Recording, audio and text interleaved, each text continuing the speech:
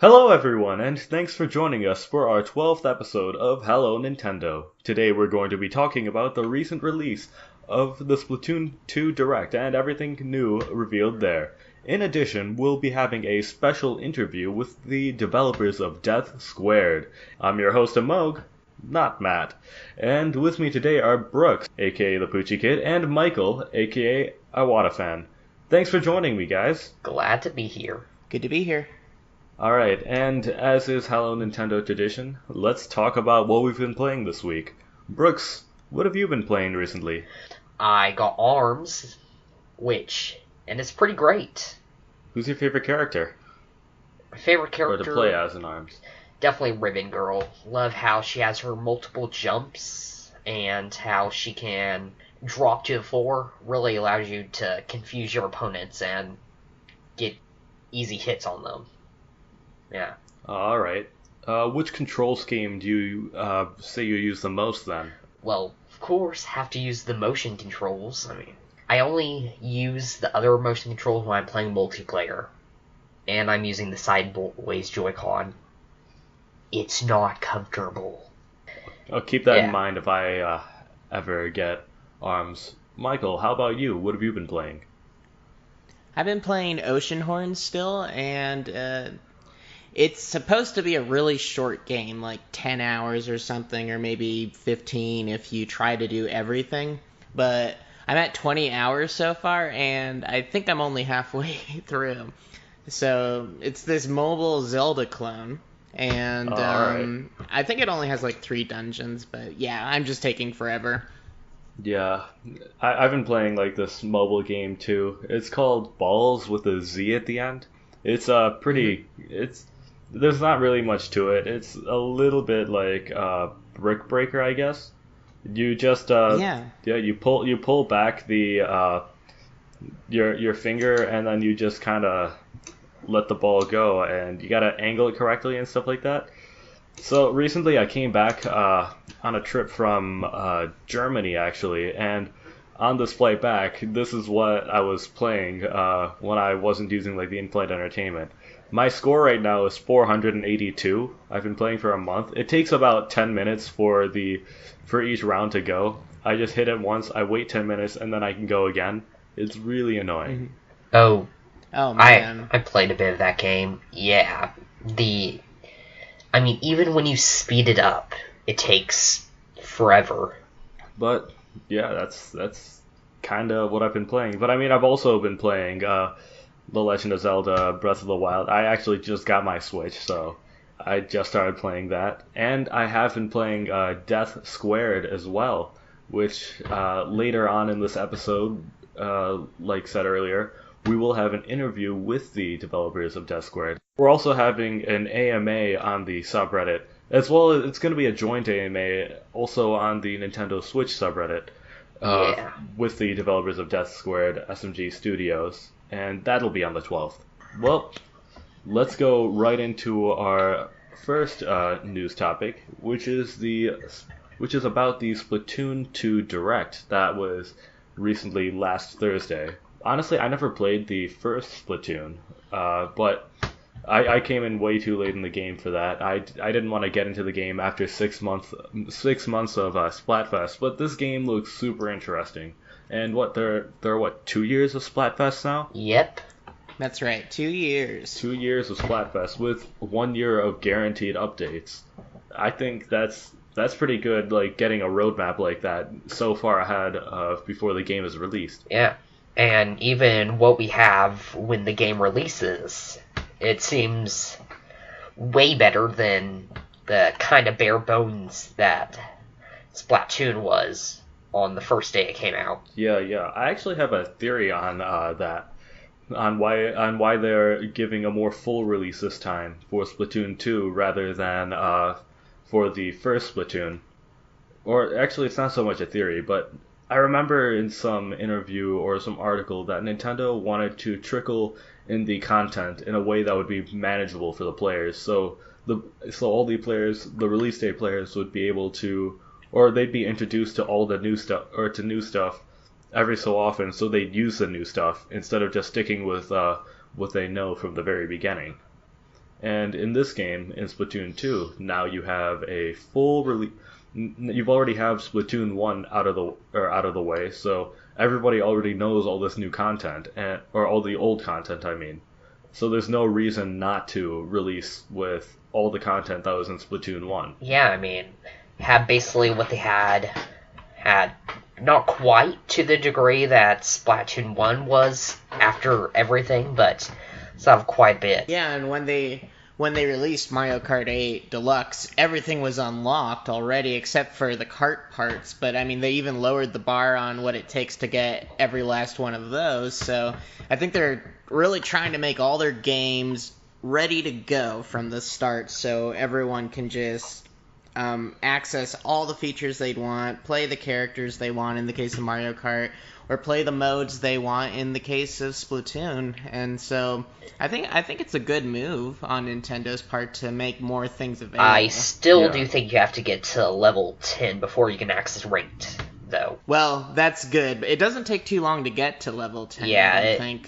Should take, like, just a few hours max. And you kind of want people to go through the training anyways before you start getting into ranked. That's true. Yeah. Uh-huh. So, but yeah, I think this strategy of having lots of stuff already unlocked is also, I think Sakurai had that same, or wanted that to be like his goal for Smash 4. Where the Wii U version had barely any character unlocks, and all of it was just after playing a few matches. To talk about some of the new stuff they showed off in the Direct, really thought some of the new weapons they showed off were pretty creative ideas. Like in Splatoon 1, most of the alternate weapons were damage, range, charge time. Oh yeah, I'm definitely gonna main the Splatbrella. I think that's that's a new weapon. That looks pretty cool. And then stuff like the Goo Tuber, which allows you to hold the charge of ink way longer. Looks pretty cool. Yeah, one of the other moderators who hasn't been on this podcast yet was reflecting that they've basically made it so if you want to take on a sniper role, you're pretty much undefeatable. He thinks they've overpowered sniper-like weapons, so I don't know. So it'll be interesting to see what the power balance is like once people are actually playing the game. But I thought that was an interesting concern. Yeah, I was thinking about that too. How they made snipers, at least in a traditional sense, overpowered. But then you also have to think about the type of game that Splatoon is. You're not going for the most kills. You're going for the most ink on the ground. And snipers, at least in Splatoon 1, didn't really throw ink down all that well. And so the improvements certainly do make that more possible with the... was it that the ink gauge goes down slower, or that it actually replenishes itself faster? I don't know, but whatever exact improvement they've made them able to start covering ground if that's what they choose to do. Yeah, but it's still ineffective to cover that ground if you're a sniper. Yeah. Or at least that's what I see. I don't know, it might be... I guess they have the data from Splatoon 1 on how people played, so this might be a balance check that we never knew that we needed. Yeah, I think that's a good assumption to make. We might, give Nintendo the benefit of the doubt, and hopefully it all works out. We'll see next weekend, right about this time on July 15, when from 3 to 7 PT, we're going to be able to play it for ourselves and see. Yeah. Yeah, that's true. In the Splatfest. Really interesting idea of a demo. I was expecting a second test fire, but no. Got entire Splatfest. This is essentially a test fire, but it's under the name of... It's better. A Splatfest. Yeah, it's better, and since it's so condensed like this, and it's a Splatfest, there's going to be so many more people who want to get in on the action. So it's going to be a really good stress test for Nintendo servers. Team ice cream. Yeah, that's a good point, because I guess there is probably a substantial difference between what's going on with the servers when there's test fires, which I presume are just testing, the normal turf wars, versus a Splatfest, which are highly advertised events. I remember when the original Splatfests were happening, there would be all these people flowing in for them. So, I mean, they probably do want to test what is it like to get that flood of people, and especially during such a condensed amount of time. I doubt Splatfest will be that condensed in the future. Maybe it's just for this one. Probably. But anyways, that's a good way to test the flow. It'll be interesting to see what they do for future Splatfest, whether they go for the full 24 hours or so that they were doing before, or just 4-hour time slots. 4-hour Splatfest also gives them the benefit of seeing how their other new limited time events are going to run. Sort of like the Salmon Run, which is a new game mode that runs something like 3 times a week in 12-hour increments. Something like that. Right? Yeah, that's right. I find it kind of really weird how they do it like that. How it's only open at certain times. I mean, I can kind of get it because they want people to actually be on the servers, but people are going to be mad because there's going to be people who absolutely cannot make it to any of those due to work or school or other conflicts. But I think it's better this way because there's still so much content that you can play even without the Salmon Run or also the League Battle, which cycles through different modes, right? And during a 4-hour period. No, I think that's sort of true because, I mean, my own experience with games with online multiplayer with the capability of having special events is that's usually when I want to play, when something feels rarer. So, I mean, for instance, for Splatfest and Splatoon 1, I kind of wanted to collect them all, and I really regretted missing any of them. And so I think Nintendo's probably tapped into something that they know how to get players active. And I think, doing the events in this way, kind of making them rarer, there is some sort of benefit to that in the sense that you get to play against a lot more people. Yeah, and this probably will also give the game more longevity too. Michael, I think it was you who said that you stopped playing Splatoon like right after the Splatfest and Splatoon 1 ended, right? Yeah, that's right. I mean, in the first Splatoon, there was a lot to do, but for instance, once you finished single player mode and had done enough turf wars and even done enough ranked battles that you were kind of done, all that there was left to do for a person like myself who, I mean, I like competitive games, but I don't get too into them. So, I mean, the only thing pulling me to Splatoon in the end were the Splatfests, and, after they ended, so did my engagement with the game, even though I really like it. I do think that events like Splatfest are pretty central to Splatoon. It was disappointing that they ended so shortly. And they were so much fun, and they were what people talked about when they talked about Splatoon. That's kind of how Nintendo kept marketing the game after its release.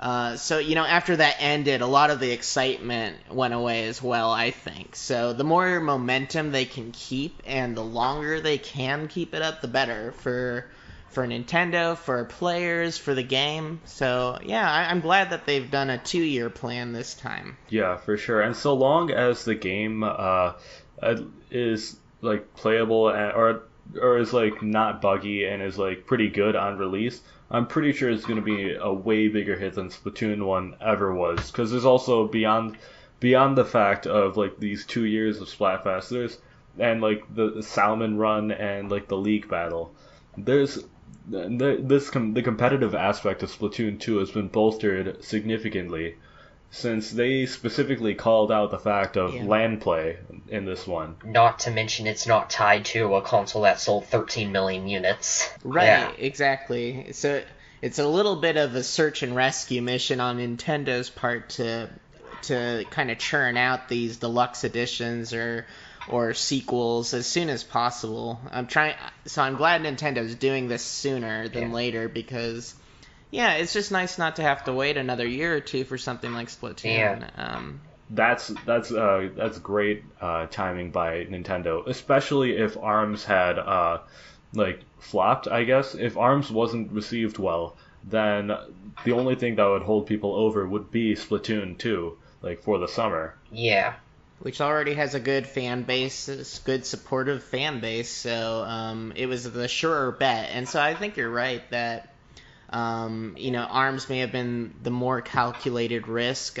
Thankfully, it seems to have turned out quite well, but if it hadn't, Splatoon would have bailed Nintendo out. Nintendo's been making a really good year one for the Switch in general. I mean, already it's in the first year we're going to have a brand new Zelda, a Mario Kart, Splatoon, new IP. The Wii U certainly didn't have that in its first year. Yeah, that's true. They're throwing out I don't know, it seems like they're throwing out a lot in their first year, but you know for a fact that there's more that can come later. I'm expecting Pokemon and Metroid to come out 2018, 2019, and that'll be though Pokemon at least will be a huge hit for the Switch.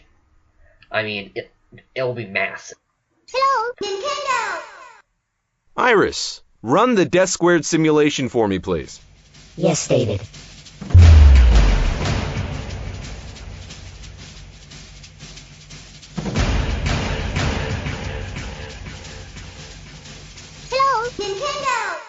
Hey everyone, this is Matt from Hello Nintendo Podcast, bringing to our very first interview. And with us today we have Ashley from SMG Studios, who is just going to be releasing Death Squared on the Nintendo Switch.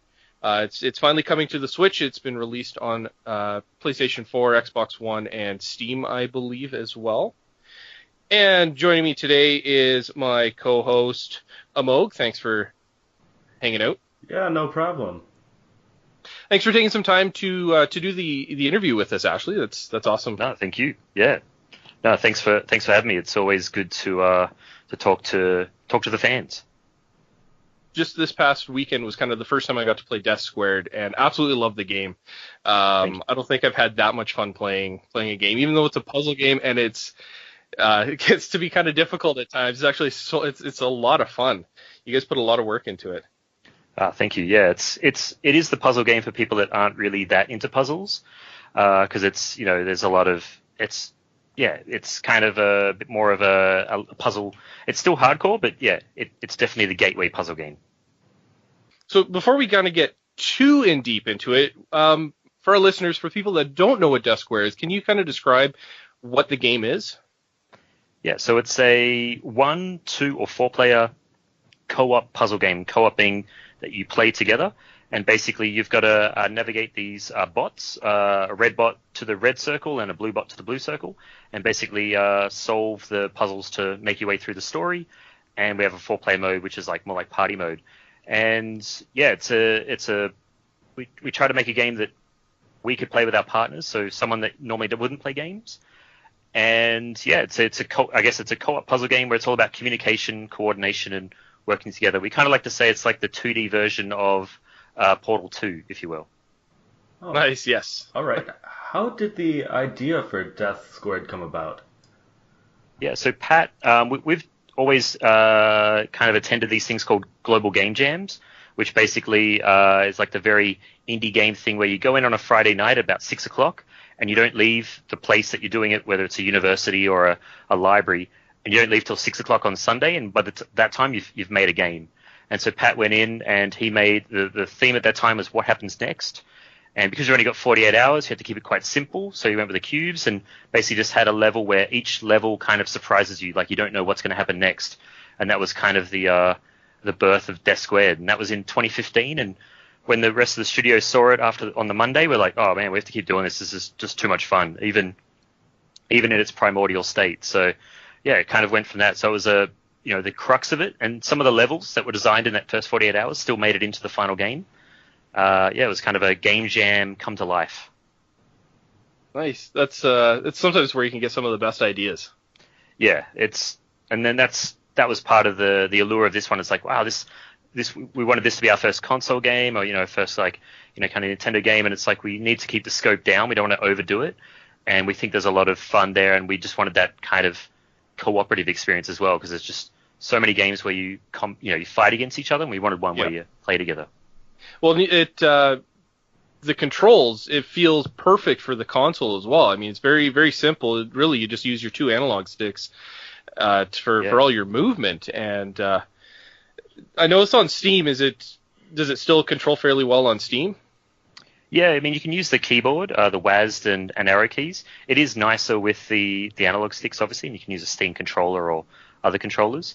But yeah, it still works because, I mean, it's grid-based, but you move within the grid, like you got fine movements. So, it's not as fun with a keyboard, but you can still play with a keyboard. Cool. Was it always, did you guys always want it to come to the Switch, or were you going to originally release it on the Wii U, and then when the Switch dropped, you decided, this will be perfect for the Switch, because with the whole portable aspect of the system as well? Well, I think we were looking at when the NX was announced, what the Switch became, we hounded Nintendo hard to say, we want to be a launch title, we've got a great game, and we just kind of barraged them. We didn't make it into obviously the launch period, but we're still in the honeymoon kind of launch period now. Oh yeah. But yeah, so we originally thought it would be we wanted it to be like an exclusive NX launch title, but we weren't persuasive enough. And so we launched on the other consoles a bit later, and then just bided our time. And then when we saw when the Switch was announced, it's like, it's like the colors, it's like the console's just made for what we envisaged this game for. So we just kept hassling Nintendo. That's why we're one of the first games on the system, because we were so annoying to them. They finally just said, "Here, have a dev kit to shut this guy up." Yeah. We'd see Nintendo at PAX, we'd see Nintendo at RTX, and hit them up, it's like, Australia, oh God, there they US, are again. Europe. Yeah, it's like, and they're all say, and I'm just, they're all like, okay, stop emailing. I've been on holidays. All right, we'll get you in. So nice, that's awesome. Are you saying for any up and coming game developers or studios, the way to be successful is just to hound whatever company they want to go for and annoy them so much until they finally give in to your demands? Well, you have to, I mean, I'm being a bit silly. You have to annoy them in a night, and you have to be humble as well. Not every day, but you have to be persistent. So you send an email, and then a month later follow. I was talking this was over almost a 12-month period. Sending them nice emails, sending them funny gifs. I always send sad-looking koalas, and say this is currently me in Australia without our dev kit, and try to be nice as well. And then follow up hey, I met the Nintendo America guys in RTX or in PAX South, and they loved it. And so just trying to always having new use, and hey, we've got new levels and stuff. So yeah, not just always trying to add something to the conversation, but you have to be persistent. And I guess that's my role as studio head. So the guys can focus on making the games, and I can do all the hustling, because it's just tireless and unfulfilling work sometimes. In terms of chasing people up, if sending emails is your favorite thing, then you'd love doing what I do. But I kind of miss the making of the games, but I just let the guys focus on that, so I can make sure they have all the opportunities. Do you ever get to kind of get your hands into doing any kind of dev work every once in a while, or you're pretty much hands off? I mean, I've done a few game jams, but I still code in Flash AS2, because that's what I can code in so far. So I more get excited about the game design and helping out with that kind of side. But yeah, right. No more dev for me, because the guys are just way smarter than me now. So when all the levels were being made, because some of them they look very easy, and then you find out that there's a big challenge to them, and some of them are, they look really challenging, but I found it's I was able to get this done without dying in, just over a minute. Were you guys able to complete kind of all the levels without dying, or kind of what was the death count? I think I mean, you can definitely do it without dying once, because we kind of know all the levels now. But yeah, I think the hard thing was we were trying to always keep the levels fresh for people in the team, and we had playtesters coming in from various schools, every week on a Friday, just to get fresh brains to look at it. Because, like you said, there's some levels where you go, that you solved that in a minute. We've seen people get stuck on level 3, on a stream for like 15 minutes, and it was like the most nerve-wracking thing. And I'm trying to type away on the Twitch thing, like saying just do this, and because it's slightly delayed, it was kind of funny. But yeah, I think it's just some people. Some of the levels are quite intuitive, but it really depends on who you are. So there's no. You'd be surprised what people get stuck on. You'd be surprised what people just breeze through. And sometimes people cheese it, like use the physics and bounce over things. And you're like, and they go, oh, that's how you meant to do it. And we're like, oh no, you totally missed a whole section of that level. But hey, you're enjoying it, so that's fun. I got stuck on the 9th level, and I had to get my wife to beat it for me. Oh, I think I spent probably 15 minutes, and finally afterwards, like, I can't do this. And then I was like, my wife walked in the room, like, here, try this game. It's coming out. Let me know what you think about it. I got to interview these guys. So. And she just breezed right through it. Next thing I know, she's on the 15th level. I'm like, oh. It's that lateral thinking. It's like, you give a kid a problem and they'll come up with 15 different ways to solve it. And when you get older, you kind of think that it's got to be the most logical way. So we try to make the levels. I mean, level 9 is probably a bit too early to be really stumping you, but we try to make the the 80 story levels kind of not progressively get harder, but just peaks and troughs and add new things as you play along. But yeah, it's always good to play with someone else as well, because you can kind of have that double problem solving ability. Well, that happened with one of the levels we were playing the other night, and you have to get the green block, and then when one of the other colors kind of gets into its spot, this large chunk of block swings across the whole level and knocks somebody off. And it wasn't until we realized that when you put the yellow block in, another piece appears, and then you have to use that swinging motion to knock the green block into its final spot, and it's like, light bulb. Yeah. And again, some people just like do that in one go without even realizing. So yeah, we try to put a few booby traps in the levels as well. They're always kind of fun it's like, okay, we lure you into like, oh, obviously this is where you're going to go, then bam. So it's always a bit of fun. Yeah. How much has your team looked into, say, including online multiplayer into the game? Because it seems to me that this would be like a perfect candidate for online play. Yeah, we looked at it, and we definitely, because there's so much communication needed. Like if you had two people playing online that didn't have headphones, like the game would be 10 times harder because you can't communicate and say no, go left.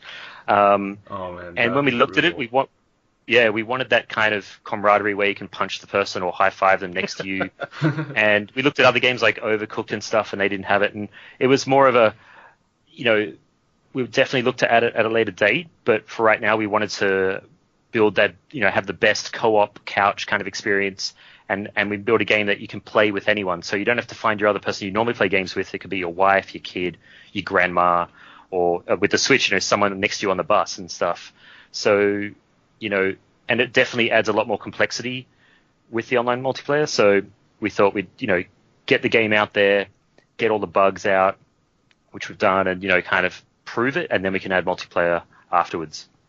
Yeah, it definitely feels solid, like, in terms of bugs. I haven't come across any issues with it. It's been great. Great. Do you think if you were to bring any sort of like a multiplayer eventually down the line, would you just kind of stick it to each system as kind of its own thing? Or because Microsoft and Nintendo just recently announced a crossplay, do you think awesome. Would that be something you guys could consider doing, or would that be kind of definitely?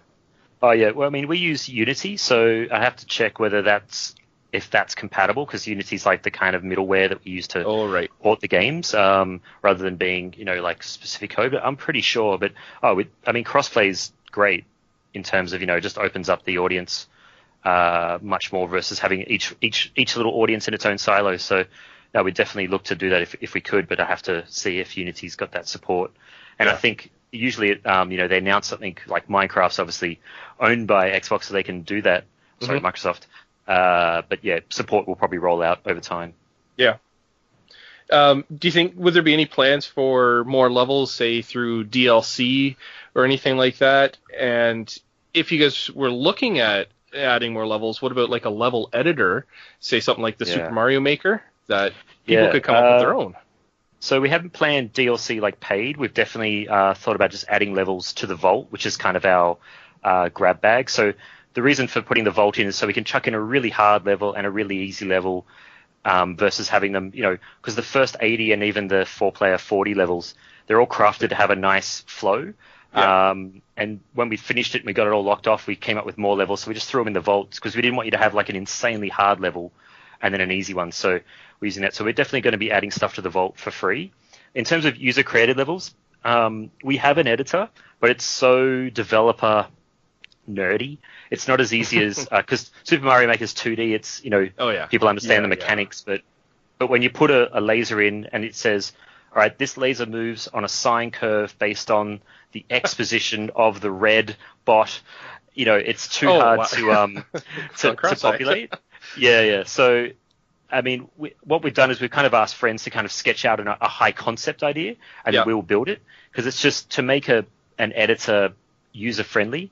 It's a lot of work, and there's so many idiosyncrasies and tricks and kind of dependencies on how the things move. It'll be too hard. So we basically, we'd rather just have people say, hey, you sketch out a level, like an idea, and then we'll build it, because that's easier. Would that be something that you sort of looked into, having fans send you emails with their pictures of their sketches, and then you guys potentially adding them to the vault? Yeah, we've had a few like game designer, colleagues and stuff do that, and I think we probably should encourage it more. Just give us some high concept sketches, because and we've still got. I think we've only like scratched the surface in terms of the mechanics we can add to the game. Like, we tried to use them all in inventive ways, but there's still more things to add, such as conveyor belts and stuff. So there's a lot of other things we can add. So it's almost like we'll get the full tool set and then we'll ask people to kind of sketch them up. But I think we should encourage that more now, especially the Nintendo audience is much more willing to get out a pen and paper and get excited. Some of the consoles, they're kind of like it's not really their bag. Yeah. Oh yeah. I remember when Mario Maker released, people were posting pictures of their levels that they had completely drawn out by hand and pasted on the wall, so they could then turn it into the game. So exactly. No, I'm looking forward to seeing more levels, because I mean there's a ton of them already, but it feels like a game where you can't have enough. Yeah, we kind of had to put a hold on, because it's obviously more levels, but we kind of got to a point where it's like 80 story levels, 44 player, and then there's about 20 in the vault, so it's a good sample, and we could have kept going forever, but we thought we'd stop and then we'd start tweaking them and honing them, because there was a lot of times the levels we wanted to make sure you never got painted into a corner. So Pat was really conscious of, he didn't want to force you to kill yourself if you've wiggled your way into a dead end. And so by watching all the people each week, we go like, oh, okay, we've got to add an extra block there to stop people doing that. So kind of making the levels as intuitive as possible. So it was about, we thought 80 was a good number, and then we can craft them nicely, then add 150 and then have them be kind of loose. Yeah. All right. What games did you take inspiration from for Death Squared? Yeah, I mean, I keep saying to Pat, definitely for the story and that Portal 2. But when Pat was doing the actual game jam, he didn't really have any kind of he didn't really have any base inspiration in mind. But the more we looked at it, it's like I think there's games like Two Brothers where it was like the co-op with the two sticks. Or the puzzle game, Lilo Milo, I think, or Lilo Illo. A lot of people have said, oh, it looks like this game, and some of them we hadn't even seen before. But I think for me, the simplicity of Portal or Portal 2, that kind of, the two portals and stuff, and the kind of the overall feel in the world, for me, I feel like, Portal was the big inspiration there. Well, it even feels so between David and the AI, their banter as well, kind of that kind of feels Portal-ish inspired a little bit too, yeah. Yeah, definitely. We had a lot of we knew we definitely wanted two people, because I think I really love Thomas Was Alone in that story, but I think the two people gives you the ability to bounce off each other. And then we thought about having a male female colleague working together, or we wanted to have like the kind of slacker Dave everyone. Then we thought about having two females and slackers, and then it was like, you know what, I think that, everyone kind of responds to that kind of Siri and Cortana and stuff, and there's a good dynamic there, and the kind of slacker guy would be the one, and the AI is the kind of smart one. So, I think it was just a lot of fun to write that, and what are the scenarios, and then we kind of plotted out. There is a story, and there's a story arc, and there's a happy ending and a sad ending to the game. But yeah, we wanted you to, if you get to like level 60 and you're like, oh yeah, I've had enough. Hopefully you haven't, but then you're like, well, actually, I want to see what happens with this story. So we wanted to add that extra layer there, and like I think I said before we jumped on, like myself with the levels being done, the graphics being done, it's like, oh man, I want to have some large contribution to this game. So myself and JV, Jonathan, crafted the story, and we tried to add our elements to the game where we could say like, oh, I had a big contribution to the game versus just trying to market it. Yeah. And definitely Mick, who did the voices, he kind of extracted the maximum fun out of the script. Like, he's ad-libbed a little bit here and there, but he definitely knew how to deliver each line and just make it funnier. It was amazing getting his first reads back. Well, even just the beginning when David just gets there and he's booting things up, and it's like, it's like how I feel Monday morning rolling into work. It was perfect. I absolutely love that. Yeah, we try to make it relatable, like everyone can relate to, not being the right level at their job, or, like running through the motions and stuff. And we tried to, we originally thought, do we give these bots real characters and have them, talk back? But we thought it's better just to keep them kind of autonomous and have that kind of fourth wall thing where Dave's like, oh, these are showing signs of, intelligence above anything I've seen before. So, having a bit of fun there.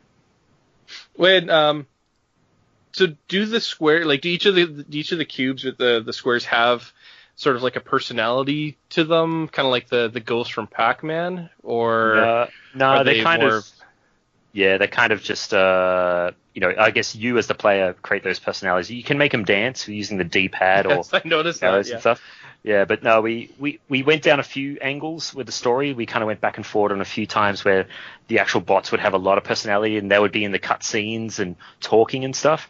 But we realized it was probably better to have that be more leave it up to Dave to try and interpret how they're acting rather than tell the bots what they're thinking. So yeah, I think maybe that's for the sequel or something like that. But it's definitely we definitely wanted Dave and Iris to be the kind of main characters. So I guess there's really nothing I can pass on to my co-host to kind of get them some more personality than they. Yeah. Oh, thanks a lot. Yeah, no problem. Going back to you talking about how the D-pad or ABXY on the right Joy-Con can make the character or the little boxes dance. In one of the levels in party mode, I had been playing with like my sister and cousins, and it took us forever to do until like we figured out that we can make our pieces move, and I actually had to like sort of sink the red piece into the ground a bit to like cover a laser, and then work on and then finish that level. Is that more of like was that like a planned mechanic, like using those dances to finish a level, or is that just straight cheese? It's just straight cheese. That was just there for fun. Just to add a bit again.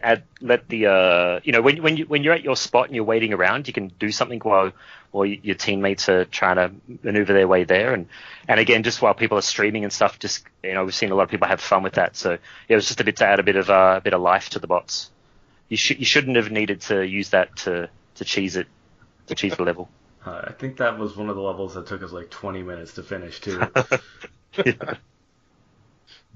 So I noticed it's Omnicorp, and there was a mention of ED209 in there. So it sounds like you guys are kind of big RoboCop fans. Yeah, I think JV snuck in as many references. We got RoboCop, Michael Bay, Yoda, Jurassic Park reference. Yeah, it was just like, he loves puns and stuff like that. So he threw in as much references, pop culture references as he could. And I think that was just us trying to, we had free reign on the story, and we tried to make it as fun as possible.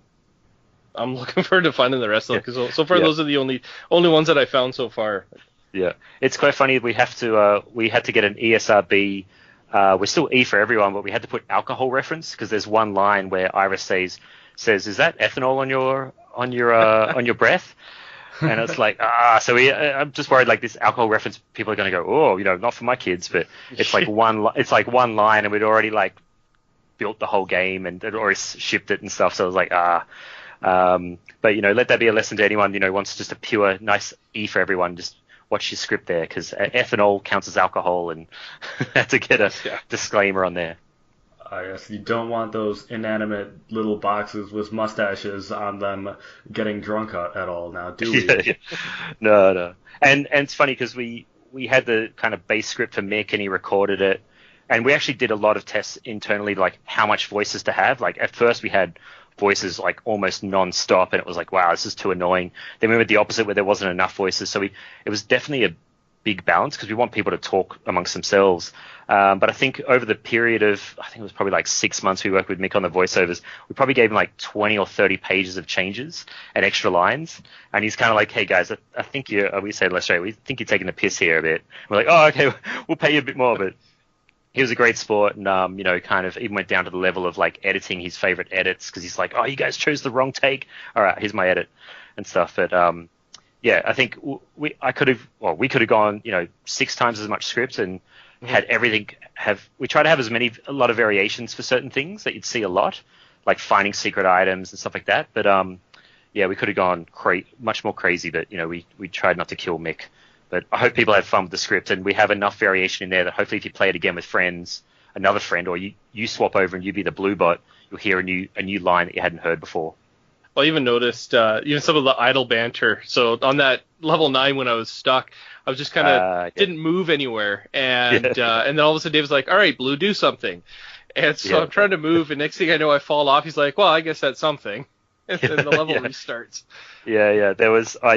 We had a lot of like tree-based, if the player does this, then that, then this, say this. And the guys are like, it's so complicated to code. And but we tried out a few of those, because I remember back in the day when I was playing Sonic the Hedgehog, and you'd leave it there and he'd tap his foot and look at the screen. And so we always wanted to add those little things, like if you do nothing, this happens, or if you keep dying a lot, if you just continually die, then he'll get more and more kind of annoyed at you. So we added those like kind of basic ones in to kind of surprise people, because I think that was that was part of the level surprise you, and we wanted the kind of overall story or the kind of framework to surprise you as well. I think I've got a couple missions now, is to see what kind of idle banter and extra lines that I can find. Yeah, there's 10 hidden items throughout the game, which we don't really call out, because we want that to be a bit of you'll probably find 2 or 3 of them throughout the levels anyway. But we wanted that to be more of you get to the end and you're like, what, I only found 3 of 10? And then you have to go back. Some of them are really well hidden. Rather than a lot of games, it's all laid out for you. It's like, this is what you got to do. This is what you do. I want you to have the fun. We want you to have the fun experience, and then maybe go back and find those hidden things. Then not play the levels in a fun way, because you're trying to find the secrets as you go. Like, that would be not as fun. So that kind of thing adds a bit of replayability to the game, because it was something I was talking to my wife about the other night. Is kind of, once you've completed the main 80 missions. And then once you played through the multiplayer, aside from kind of splitting it up and playing with other people, I was kind of wondering like what was added to kind of keep you coming back to more. But that sounds really good. That's kind of nice. There was the secret ones, and even if you play as red bot and the other person plays as blue bot, when you swap it, because you each do different things in the levels, it's actually it's like, oh, what do I have to do now? Oh, okay, go over there. So you can kind of play them again as the opposite person. But yeah, we're always going to have, like, that's why we added the vault. We'll add more levels to that for free, just so you can get more kind of content. But yeah, it's the same with any kind of puzzle game. Like, once you kind of solve the levels, you kind of know it. But we're hoping we can, people will play again with other friends, or swap the colors over. But there's still I'd say there's a good 10 hours of gameplay, depending on how smart you are. You could, if you're like a wizard, you could probably get through it in like 7 hours. All right, maybe that's like 100 hours for me. Yeah. 100 hours and 2 broken Joy-Cons. Yeah. Oh yeah. Nintendo's gonna get a lot of money for more Joy-Cons. Yeah. When you were doing the testing, what was the highest death count that you saw? And did that person really get ridiculed for it? I can't remember what the highest one was, but I knew, like, we'd get students in and they'd sit in the room for a couple of hours, and I think one group, like I think we had them there for like 4 or 5 hours, just locked, like not locked, but in a room. And at the end, they were like, "Could we go home now?" It's like, and there was one. I remember there was one guy that just kind of after an hour just said like, "No, I suck at this. I'm going to leave." But everyone else kind of stuck through it. But yeah, I think I'll try and find the Twitch streamer. But there was one guy, I can't remember what it was, but he was stuck on level 3, which is like one of the introductory levels for so long. It was like hilarious, and he kind of laughed at himself up once he solved it. Because he was like so close to the edge, he just didn't move up a little bit. But yeah, I think that was like 60 deaths on level 3, and it was just like, wow. Oh, that's embarrassing. Yeah, and it was live streamed as well. It's like, and yeah, it was kind of like our level designers were like tearing out their hair, just going, "What is this guy's problem?" So what would you say? Oh, sorry. Oh yeah, so were most of your game testers like high school students then, or did you pull in a wider variety as well? Oh no, definitely. I mean, we showed this at PAX Australia, or we showed it at all the PAXs, RTX, and so we had mums and husband and wife and kids and grandparents playing it. So they were the main kind of front line of the testing at these various shows. And then we got they were uni students. They studied at AIE and Quantum and other game studios here in Sydney. But we also, tested with our wives and, got the kids in to play. So, we wide spectrum. The one, I would say that anyone kind of below 5, a kid below 5, it's probably a little bit hard for them. Like you probably, you grab the controller and help them on a few things. But even my 4-year-old who doesn't really play games too much, can solve a lot of the levels. So, and we try to get some, we got some grandmas in as well. So around the office, like, is anyone grandma kind of cool, wants to play a game, or wants to earn $50 to come in? They're like, yeah, sure. So we tested with that and stuff. So because we wanted this game to be, you could play with your grandma because she likes puzzles and she can understand up, down, left, right. Like getting your grandma to play Portal 2 and you're just saying, yeah, so just run really fast, straight, and then shoot the portal, then jump down and then turn. Like it won't work, but up, down, left, right will work. So it's kind of like the grandma's Portal 2. We kind of say like it's very accessible in that way. But yeah, we definitely tested on a wide variety, but we did make a few kids cry during PAX. Oh no! Because I think they were struggling to finish the level, and the mum's like, "Oh look, we got to go," and they're like, "No," and it's like walk away in tears, and I'm like, "Sorry to the mum," but I think that's just because they were enjoying it, but just wanted to beat that level, but yeah. So we know that like David is one of the testers. Does the AI have a name at all? Oh yeah, it's Iris. Yeah, oh, Iris. Okay. Yeah. So IRIS. Yeah. All right. What was the inspiration for Iris? I think it's like Siri or Cortana and that type of thing. It's actually Mick who did the voice of Dave. He did the voice of Iris as well. He just tweaked it. I think he spoke in a high voice and then tweaked it with some filters. So we got. Yeah, I didn't even know that until I thought you had a computer voice typing it out or reading it out or someone else. But yeah, so we got a good value out of Mick. He's awesome. Oh, that could be an interesting premise for like a corresponding comic or something for this. Oh yeah. A board programmer develops his own AI and secretly makes it himself. Yeah, and it's Her Too, the sequel with Joaquin Phoenix. Yeah. Oh man. Oh wait, is Iris just Siri backwards then? Maybe. Yeah, I think. Yeah, we're pretty. We wear the pop culture or the references on our sleeve. We don't try to hide them too much. Oh, that's good. That's great. What would you say your favorite thing? You guys are the first one. You guys are the first one to realize that, and the whole RoboCop thing. So you guys are, quite good investigative journalists. Well, I grew up with RoboCop and everything, so I'm it's one of my favorite movies. So yeah, it's awesome. What if you had to pick one thing out of Death Squared as a whole? What would you say your favorite part of the game was? I mean, I got the personal connection with the story, but I think the best thing is when we've seen seeing my wife play with all her friends and kind of kick me out of the lounge room and so, just playing the game, and seeing kids play with their parents, and I can play with my son. That kind of a game that we set out to make that type of game where you can play together, and seeing people do it, is quite rewarding. And yeah, I think that's it. Yeah, just that kind of rewarding fact that we're bringing people together. I hope, and maybe breaking relationships as well if they don't play well. But we're kind of hopefully bringing in new gamers to gaming. I think I'll have to get my 5-year-old into this game because she kind of likes the puzzles. Exactly. I think she'd like that. Excellent. That'd be great. And that's what we're kind of doing a thing with the Switch is like make it a challenge. Like take the Switch and the person in your life, whether it's your colleague or your relative or grandma, and say, hey, let's play this. All you need to do is go up, down, left, right. We'll play together. And if you can do that and have this person have a great time where they'd normally be like, oh, I don't play the WYSIWYG games, or oh, I hate gaming. We've kind of helped the cause a bit. And if you can get your non-gaming partner, maybe it's your wife or your boyfriend or husband that normally doesn't play, and get them across, then that's a win. That's a win for us as well. Yeah, that was like Saturday night for me when my wife got home from work. I was like, well, we're gonna try this. And I handed her the controller. She kind of looked at it weird, and after a little bit, kind of figured out that the analog sticks were kind of opposite from what you saw on the screen. Yeah.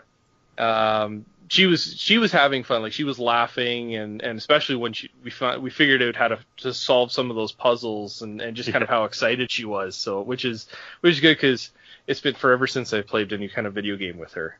Yeah. I used to play like Monkey Island and Fate of Atlantis with my wife. We'd sit there and just try and work out the puzzles together. And there's not that many games now, especially with my 4-year-old son, like where I can play together with him because it's either swearing or violence and stuff. Yeah. So we try to make this as accessible as possible. Yeah. Well, and I had a friend of mine, his 10-year-old played it on Friday, and he's going to be picking up a copy once it releases. So he quite liked it. He got to the 9th level before he kind of switched to something else. So I don't know if he just got frustrated or what, but he definitely said that he's going to pick it up. Yeah, and I think it suits the Switch in terms of you could tackle 1 or 2 levels here and there. It's not like you could play for 1 minute, knock off a level while you're waiting for your coffee, and put it away. So yeah, we're really excited about the fact the Switch format, the Switch platform, and the format itself, really lends itself to the game. Co-op's kind of built in to the whole console. So yeah, I think we're really excited about, and we're also one of the few games launching this week, luckily before Splatoon 2. So we're really hopeful, and I feel like the Nintendo community's really embraced the kind of idea behind the game. So we're pretty excited. Are there any final thoughts you want to give about the game that you definitely want the listeners of Hello Nintendo to know? Yeah, I think just check us out at desksquared.com. You can follow us on Twitter, and we're on Facebook at SMG Studio. We post up a lot of random stuff on there, and I think like I said, if you get the game, please play it with someone that you normally wouldn't play it with, and you can play it single player. We call it lonely co-op, but it's best enjoyed with another person or another 3. Right on. Well, thank you, Ashley, so much for taking time to talk with us. Hey, thanks guys. Death Squared from SMG Studios will be releasing on July 13th for the Nintendo Switch. Well, that's all she wrote for episode 12, everybody. I'd like to give a special thanks to Ashley from SMG Studios for joining us for our first special interview, along with Matt, who finally decided to show up for co-hosting the interview along with me. Of course, a big thanks goes out to those hosts who didn't pretend to have lost their voice, only for that voice to magically come back when we can talk to a special guest. And also a special thanks to you, the viewer, for taking time out of your busy, or not busy, schedule to listen in. Please come check out the thread that will be going up on the Nintendo subreddit, and comment, give feedback, ask questions, and more. It's a great time to be a Nintendo fan, especially on Reddit, with events such as the Splatfest, which will be streamed on Twitch by us at rNintendo, as well as rNintendo Switch. So, it seems like the age-old question, is Nintendo Nintendo-doomed? Has an easy answer. Or maybe not. But you can find out next time on Hello Nintendo.